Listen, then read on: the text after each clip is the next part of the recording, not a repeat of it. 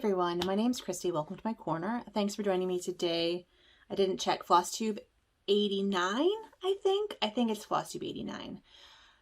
I have a bunch of stitching to show you today. I've touched almost all of my projects. I have a finished object. I have a fully finished object, and I'll show you my kind of normal whips. It's been a very busy week, so I don't have a ton of stuff.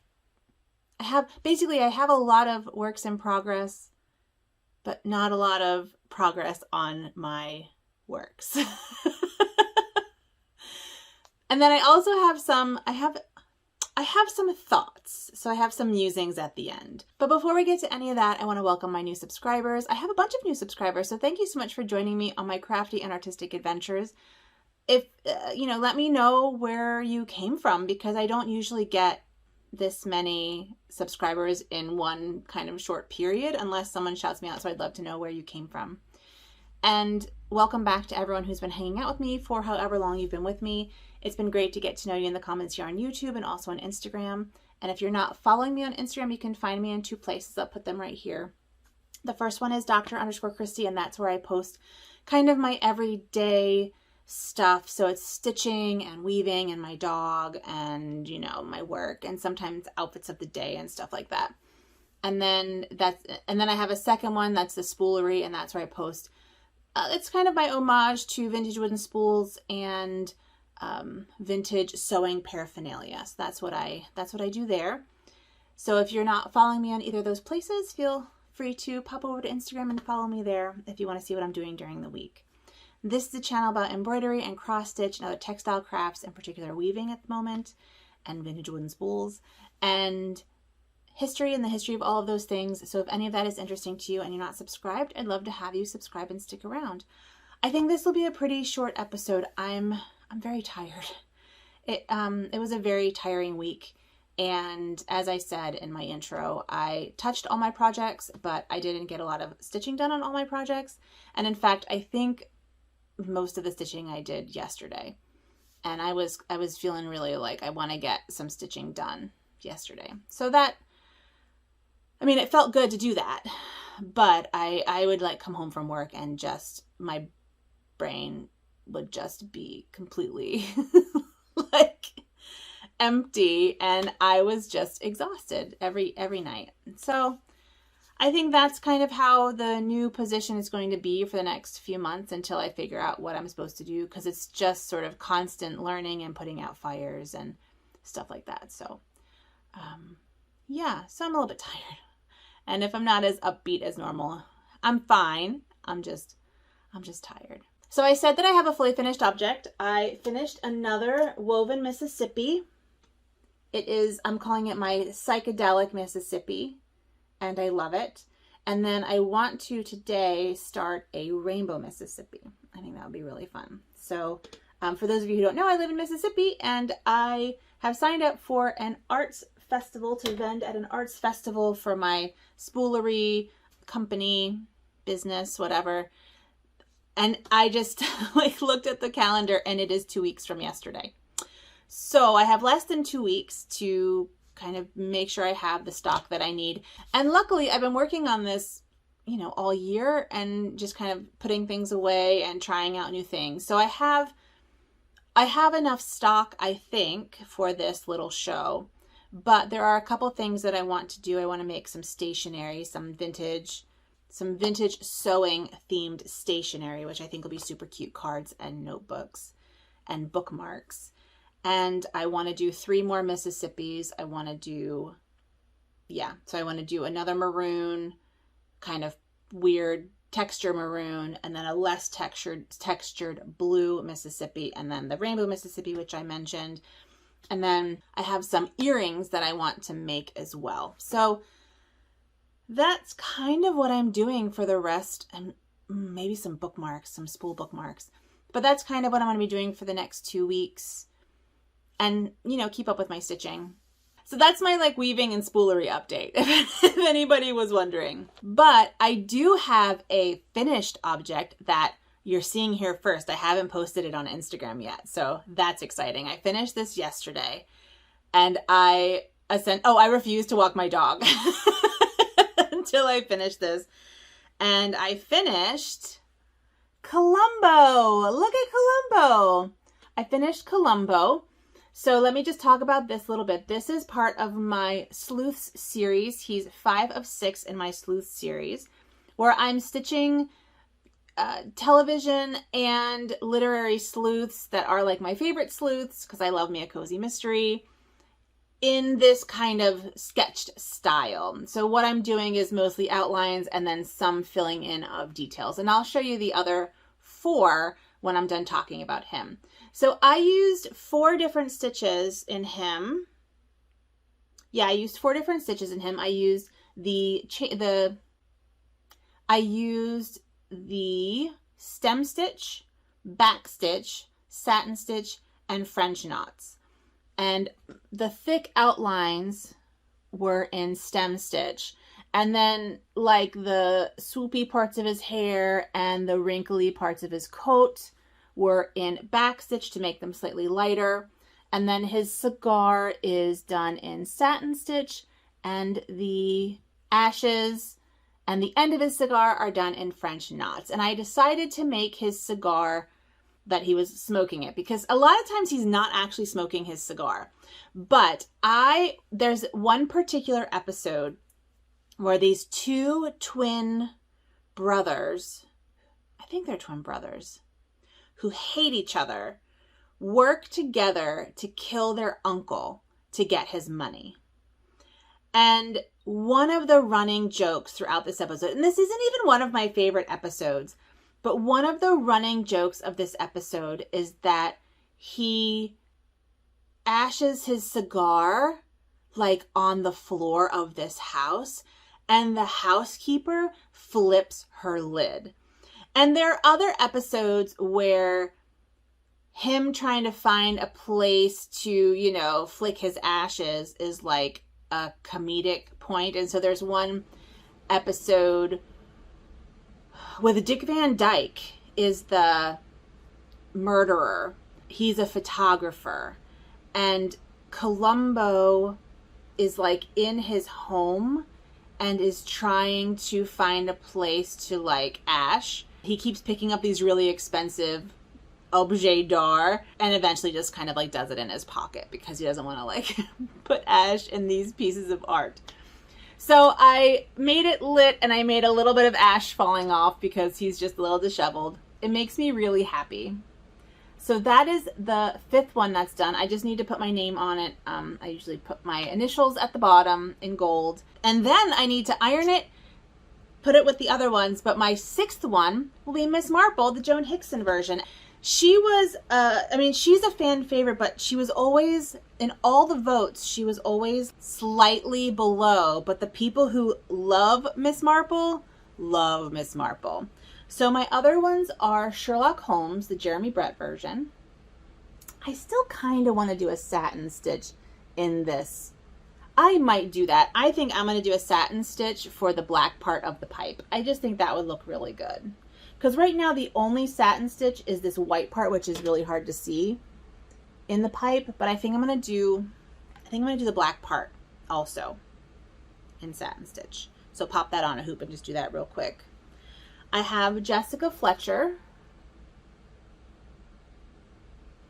from Murder, She Wrote. Hercule Poirot, the David Suchet version.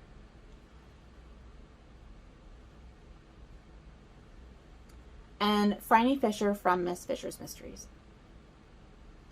And I am doing a limited palette because I want them to all go together, and they're all going to be framed in hoops, 8-inch hoops that I'm going to paint black. And I'll talk about what I did with the colors. And actually I'll take out Jessica Fletcher. I'll keep her out and just talk about the colors. Because what I ended up doing, and I talked about this last time, but I was struggling to, well, here, I'll get the colors. This is going to be rough because I'm not going to do very much editing because I want to get this up. These are my colors, and I've added a couple to it, but the original beige I had is Color and Cotton Peanut. And that's what I used for the skin of Phryne Fisher's hand. Phryne Fisher's hand. And it looks fine, I think. So I only had one beige, but then I decided to do Jessica Fletcher, and I wanted to do the outside of her face, so I needed another skin tone. But her hair is also very light, so I had to have something to differentiate. And I was going to do a super light color. I think I had chosen cardamom. Yeah, I'd chosen cardamom as her skin tone, but when I put it up against the white that I'm using, which is Color and Cotton Tusk, they looked exactly the same. And so they just blended in together, and it didn't work. So then I thought, well, maybe I'll do her skin in the peanut, and I'll do something else with her hair. And she's kind of a strawberry blonde. So what I picked up was a Stitchy Box exclusive Spring Flowers by the Gentle Art. And that's what I ended up doing for her hair. If you can see, it's like a little bit, I don't know, it's a little bit pinkier beigeier, and I liked it a lot. So then we come to Columbo, and I need to find a color for his skin and his jacket, his raincoat. So I was going to do the same thing. I was going to do his skin in the peanut and then his raincoat in a darker brown. But his raincoat is literally peanut. Like if you look at the pictures, this peanut color is the color of his jacket. It's a beigey, but a goldy side of beige. And it is the exact same color as his jacket. So I had to figure out something else to do because I was trying all these different browns and they were too dark. And there's one joke at the end in one of the later seasons in an episode called Now You See Him, which is about a magician, where the running joke is that he has a new raincoat. And he keeps leaving the raincoat in different places because he hates it. And he just doesn't want the raincoat anymore. His wife, Mrs. Columbo, bought him this raincoat. And that raincoat is a darker brown. And I felt like Columbo would not want a darker brown raincoat, as evidenced by this episode. So what I decided to do was I did the jacket in the peanut, and I did his skin, because he actually has quite pink skin, even though he's Italian American and it's sort of Mediterranean darkness. He has pink skin. So I decided to use the same color that I used for Jessica Fletcher's hair for his skin. That is a very long discussion of this piece, but I'm really pleased with this piece, and I am really pleased with the peanut as his raincoat. So Columbo is done minus my initials, essentially. So let me fold these up and then I'll show you my works in progress, my whips. All right, let's talk about my works in progress that I've worked on this week. And if you're hoping for super exciting progress, you're going to be disappointed, unfortunately. But my first work in progress that I worked on is my year-long temperature stitch-along Sal, which is the temperature drink shelf. And this is what it's going to look like in the end. And this is what it looks like now. So the progress on this is the line at the bottom. That is September's shelf, and that is the only progress that I have made on this project. But I really love how it's turning out.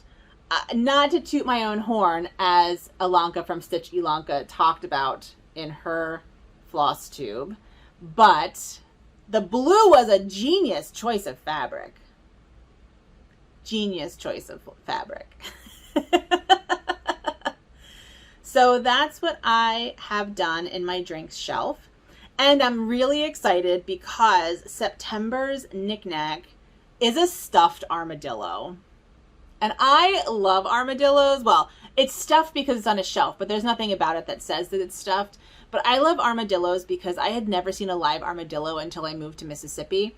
And there was one time when I was walking my dog, and we were, we have a river that runs kind of past our town. Our town stops at the river, but like it stops right at the river. And so I walk my dog 2 blocks away from the river. And we were coming around this big old house, and my dog starts freaking out. There's this little armadillo that's like trundling along, and so my dog is freaking out and growling and jumping, and he's like a 20-pound terrier. He's like this little guy, little floofy guy. That armadillo would destroy him.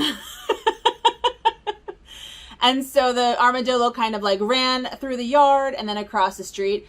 And for the rest of that walk, my dog was on high alert for other various creatures. So that was, in fact, I have video of him. I'll put video of him at the end of this episode.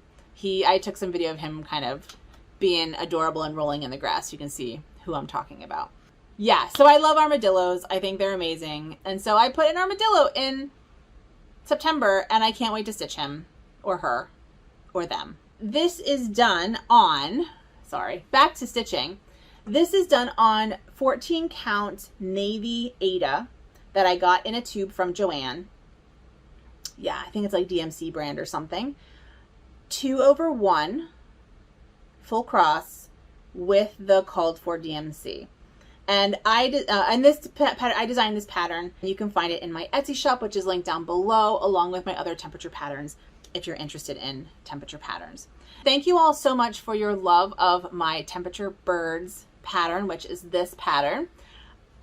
I'm glad that people like it. I was worried that it was a little bit too wild for people, but people seem to really like it, and that makes me happy. And I really look forward to the hashtag Chaos Burb Sal. I'll put that here, which is the hashtag that I'll be following, and I think some other, and a lot of people will be using when they're stitching the Chaos Birds from the Temperature Birds pattern. You can also find that down below.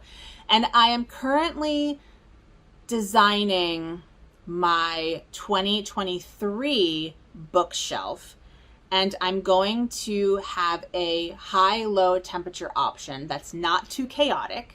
It's not chaotic. Yeah, I'm a little stuck. I'm honestly stuck on the February knickknack. I want it to be Valentine inspired, but not too twee, cutesy. I'm not cutesy. And so like I put some like lovebirds, but it felt too forced. And then I just put a heart, but it felt not exciting. And so then I made right now it's 2 swans, but that feels again too cutesy. So I don't know. I don't know. Maybe I just don't make it love inspired. What other holidays could I put in February that the majority of people at least acknowledge, if not celebrate, who would buy my patterns? If you have any ideas, let me know. And keep in mind that they can only be 15 squares high, 15 stitches high, so it can't be super, super big. I'll show you a picture. Here's a picture of the swans as they are right now. I think that the swans are actually pretty good looking, but I don't like it feels very like 80s grandma's house with the swans. 80s my grandma's house. I don't know about your grandma's, but my grandma had like swan ceramic things in her house. I don't know. Tell me what you think. Tell me what you think about the swans. I'm working on a 2023 temperature library, so it'll be Temperature Library 3. And I had someone contact me on Etsy about another temperature idea that's kind of percolating, but that will be a later release. And then I have other ideas for other patterns. People keep saying really great phrases on Twitter, and I keep saving them, and I'm like, oh, they're all like feminist, smash the patriarchy kind of, phrases, and I kind of want to stitch them all, honestly. So I've been saving all these tweets that people have been tweeting, being like, that's a good turn of phrase. And then I've been thinking about a whole other like 12-part series, like 12 series of patterns for next year. So many ideas and so little time. I am really tired, really tired. So that is my temperature drink shelf. I'll show you again. See, this would have been a short episode if I didn't need to spend 15 minutes talking about each piece. I hope that's okay. But that is my temperature drink shelf, designed by me. You can find it in my Etsy shop below. I worked on my secret stitching, which is for a Secret Santa that is going out in a few weeks. So I did some work on that, but I can't show you.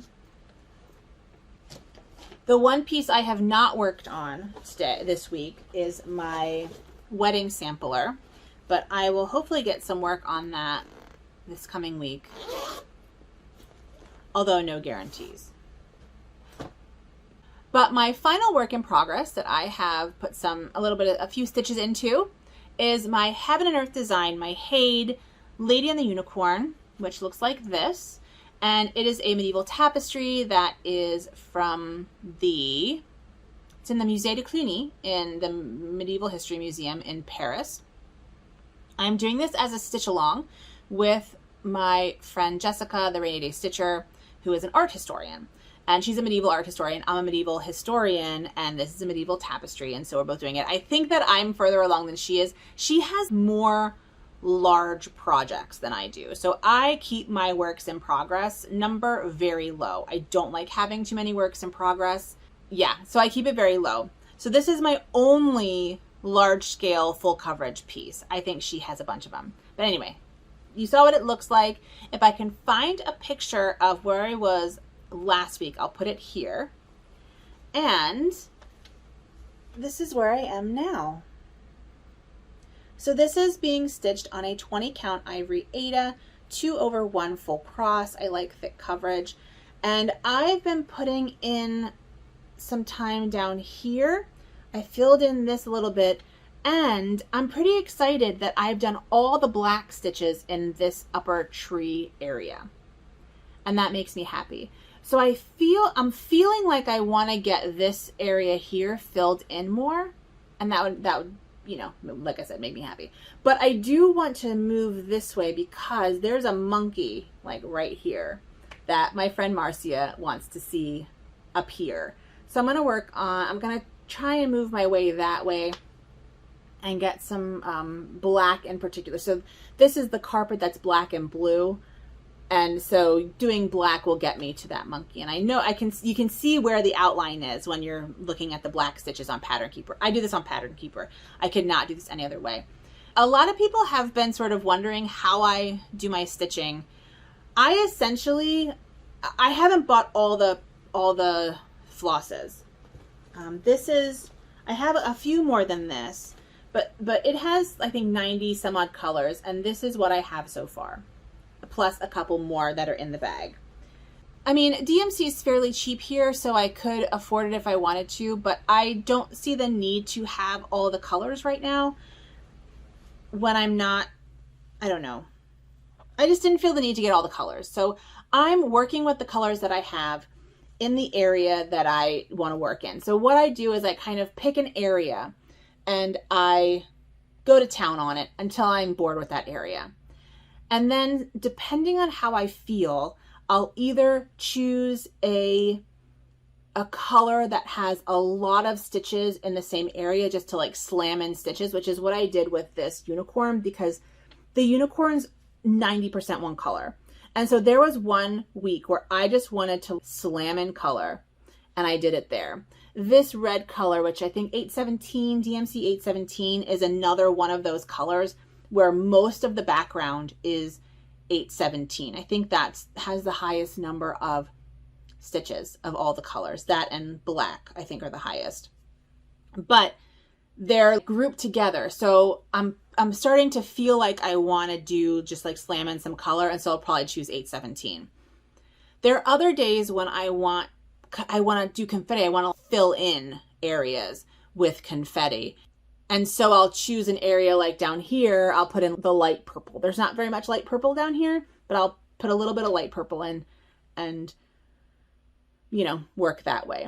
So I don't really have a rhyme or reason. I'll show you the back. I carry my threads, although not very far, but I do carry my threads. And if I have long areas, I will weave my threads behind the stitches that are already there, because I don't want long dangling threads. And if it's too long and it won't actually save me floss to keep, like if I'm going more than an inch, it actually wastes more floss to carry it. So I'll end it and then start a new one. But I usually try to kind of stick with one little area, and I plan out my stitching meandering as well. So that's how I'm doing it. I don't really have a I don't have a plan. It's just kind of whatever I feel like. And luckily there's enough variety in this that I can choose a tiny little motif if I want to feel like I accomplished something. If I want to slam color, and I can pick a color that has a lot of colors. And if I want to do kind of detailed work and kind of see things filled in, I'll do that. So that is what I'm doing. And my goal for this has been 5 years, finish it in 5 years. I started this on my birthday in December. I am behind. I'm supposed to do 125 stitches a day in order to get to 5 years. And I'm behind. I'm probably about a month and a half, maybe 2 months behind at this point. But I am almost at 29,000 stitches, which is exciting. I think I'm literally like 25 stitches away from 29,000 stitches. And I'm at, I think, almost 13%, which is very exciting. And it's exciting that it looks like a thing. Like you can tell that things are happening in there, which is really fun. So that is all my works in progress, my finishes, my fully finishes for today. I haven't bought anything, so I don't have any haul, although I am expecting a Black Needle Society box in the next week or so, whenever that gets to me. But I think that's it. I mean, I haven't been buying. I honestly like just haven't had time to buy things, so I haven't been buying things, not stitchy related anyway, that you all care about. But I do have some plans, so I just want to talk about them real quick. I need to sketch up and transfer my Miss Marple to fabric. And the fabric that I'm using for my sleuths is a white cotton linen blend that I got from Fat Quarter Shop called Essex Linen. That is kind of my favorite thing to stitch on. I really like stitching on it. So I think it might need a second layer as a backing, but I've been doing it without and it's been fine. So I have that. And then I also, so I want to, you know, sketch out and transfer Miss Marple so I can start working on her, put my initials into Colombo. And I do think I want to do that satin stitch on Sherlock's pipe. I want to do that. I want to do my final stitching installment of my Embroidery 101 class, where we're going to do the back of the needle book and kind of stitch through that. And it's not going to be a tutorial because I have already taught you how to do all the stitches. And if you don't know what I'm talking about, I'll post a link up here to the playlist. I'm doing a beginner embroidery class, an online beginner embroidery class, where I take you from not embroidering at all, surface embroidery, to a finished needle book. Hopefully in the next couple of weeks, we'll finish it up. And that is available in that playlist that I put up there. So that's a thing I want to do this week, is get that up and running. I have to do weavings. I need to work on my stock for my art show. That's definitely important. Yeah, and I think that's it. And, you know, touch all my works in progress and kind of keep moving along on my works, because I do want to, you know, I do want to make progress. I do enjoy stitching on them, and I want to make progress on them. I think that's all. I think that's a lot. It is a lot. It is a lot. But it's just, you know, it's the next 2 weeks are going to be busy, and that's okay. It's okay if the next 2 weeks are busy. I may end up taking a day off in the next 2 weeks to either for downtime or for catch-up time, one of the two. So I guess that just leaves us with musings. Musings,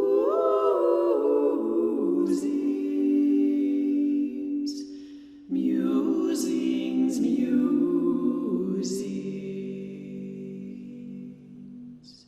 So I want to thank again Kaylee from Kaylee Cross Stitch for that theme song for Musings that she sent me. She played it on her channel before and I coveted it, and so she sent it to me, which was very kind. But the thing I want to talk about today is a phrase that has been going around in social media for a few years now and has been picked up by stitching and Flosstubers, and I want it to die. And that phrase is, if you know, you know. And sometimes it is abbreviated on social media as IYK. I'll put it right here. If you know, you know. And basically it means that I am talking about an inside joke, but I'm not going to tell you what it is. So if you were there at the beginning, you know what I'm talking about. But if you weren't there, I'm not telling you. You just don't know what I'm talking about. And I think a lot of people use it as a joke and then explain the inside joke. And that's perfectly fine. And I totally get it. And, and I understand that there are inside jokes, there are inside conversations, there are, things that happen in situ, right? In the time that it's hard to explain. And I get that. But I just feel like the phrase, if you know, you know, is so exclusionary. It prioritizes and I can't think of the word I'm thinking of, but it prioritizes people who have been here for a while. It excludes people who maybe just started stitching, just in the stitchy, if we're talking about stitching and using it in Flosstubes, people who just started stitching, who may not be confident enough to Google things, may not know how to research things as well, or may be looking for a community. I don't know. I feel like it's a phrase that if someone is desperate for a stitching community online, that phrase tells them that they're not welcome. And I'm not saying that I'm perfect with explaining everything I'm talking about. I am trying to get better about it. I am trying to use, when I use an acronym, I try to explain what that acronym is, because I remember when I first started watching Flosstube, people were talking about HAEDs, HAED, which is Heaven and Earth Design. But I didn't know that, and they don't spell it out, right? So luckily, I'm a researcher. That's part of my job. I'm very good at researching. I'm willing to try lots of different things to research, and I kind of am good at keywords for researching things. So I figured out what it was, but not everyone has research as one of their skill sets, which should be okay when they're watching YouTube videos about cross stitch and other stitching. So I think I've lost my train of thought because I didn't plan this out. It was just, again, amusing. But I want us to be conscious that this may be someone's first ever Flosstube video. Now, I'm not a huge channel. Most people come to me from other places. I'm not the first Flosstube for most people, right? But it is possible that I am. And I need, or at least I am an early one. And I want people to feel like they're part of my community. I want you to feel like you're part of my community, even if you just started hanging out with me. That's important to me. And I think the phrase, if you know, you know, is exclusionary. And I also think that the Flosstubers in my neck of the woods, in my corner of Flosstube, do not like being exclusionary. And I don't think that people are doing it on purpose to be exclusionary. It is just a phrase that has entered into online discourse. But I just wanted to point out that it is exclusionary. I guess what I'm saying is don't assume that people know what you're talking about. And phrases like, if you know, you know, exclude people for no reason. Because a lot of it is easy to explain. That's my musings. And I was so welcomed into this community. Even as, at the time, not a cross-stitcher. I wasn't a cross-stitcher at all. And I was so welcomed into the community. And I want to be welcoming for others who are coming now. Because we want our community to grow. We want people to pick up fiber arts. Those are my musings.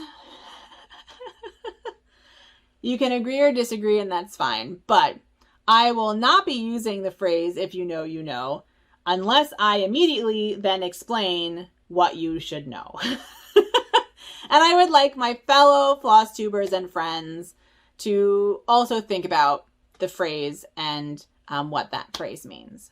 Musings over. Okay, so that is all I have today. I thank you so much for joining me. I really appreciate it. Whew, I have a lot of work to do. I have a lot of stitchy and crafty and artistic work to do, and I'm looking forward to it. I think it'll be really fun.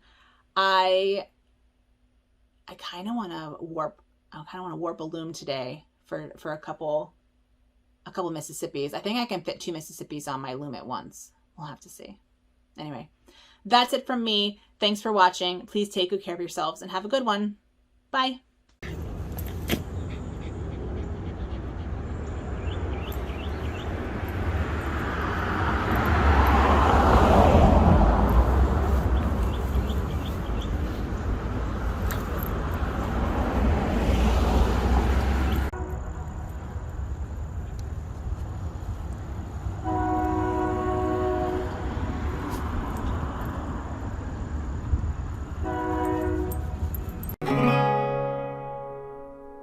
Bye.